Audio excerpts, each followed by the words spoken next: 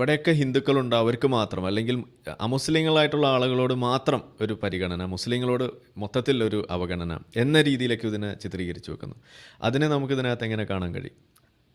അങ്ങനെ ഒരു സംഭവം ഇല്ലല്ലോ. കാരണം മുസ്ലിങ്ങളായിട്ടുള്ള എല്ലാവർക്കും ഒന്നാമത്തെ ഇപ്പം നേപ്പാളിൽ ഹിന്ദു രാഷ്ട്രം വേണമെന്ന് പറയാം. ഹിന്ദുക്കൾ ഭൂരിപക്ഷമുള്ള സ്ഥലമാണ്. ഇപ്പം നേപ്പാളിലെ ഒരു ഹിന്ദുവിന് ഈ ബില്ലിൻ്റെ അടിസ്ഥാനത്തിൽ സിറ്റിസൺഷിപ്പ് വരാൻ കിട്ടില്ല. കഴിയില്ല.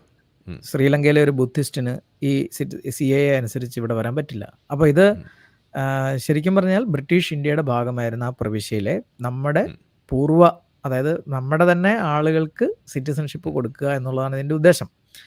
അപ്പോൾ അവിടെ മത അടിസ്ഥാനത്തിൽ വിഭജിച്ചു പോയതുകൊണ്ടാണ് മതം ഇതിനകത്ത് കടന്നു വരുന്നത്. ഈ മുസ്ലിം ഫിൽട്ടർ വരുന്നത് പ്രധാനമായിട്ടും മത അടിസ്ഥാനത്തിലാണ് രാജ്യവിഭജനം നടന്നത്. അപ്പോൾ സ്വാഭാവികമായിട്ടും ആ പ്രശ്നത്തെ അഡ്രസ്സ് ചെയ്യുമ്പം മതം അവിടെ സ്വാഭാവികമായിട്ടും കടന്നു വരുമല്ലോ.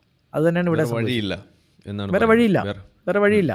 കാരണം മുസ്ലിങ്ങൾക്ക് സിറ്റിസൺഷിപ്പ് നിരോധിച്ചിട്ടില്ല ഇന്ത്യ. ഇപ്പം അദ്നൻ സാമിക്ക് Okay. സിറ്റിസൺഷിപ്പ് കിട്ടി.